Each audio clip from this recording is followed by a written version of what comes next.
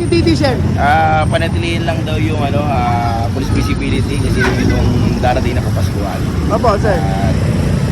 Yun lang para at least ma-protektahan at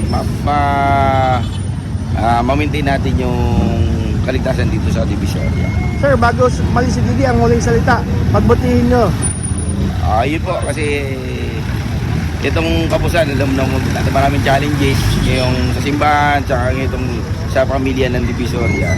Kailangan natin talagang galingan para at least ma-protektahan natin ang mga taong bayan. Sir, ngayon, alam natin na dagsa talaga tao dito, pero nakita rin ng ating district director, sabi kanina, ang luwag ng recto na negotiable area, maluwag pa rin sir, at malinis, maliwalas.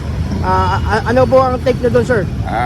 Alisunod po sa mga tagubili ng ating punong lungsod na si Mayor Isko Moreno, ang panitiling malinis at ligtas ang recto, lalo ng Divisoria.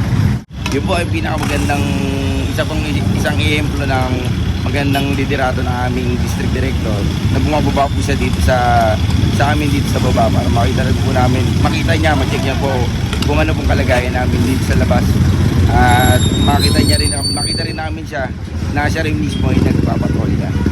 Ano naman ang gabay niyong hepe, ni Lieutenant Colonel Gilbert Cruz? Police Lieutenant Colonel Gilbert Cruz, i-maintain po namin ang recto na ligtas, malinis at maluwag para sa trapiko.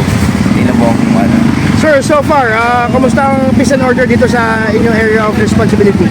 Dito sa aming area of responsibility, masasabi kong generally peaceful po ang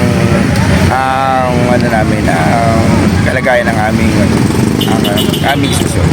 Sir, lastly sir, full name and I'm Police Major D. Christian Dinadore, Asuncion PCP Commander, PS2 Moriones. Thank you sir, salamat sir, salamat.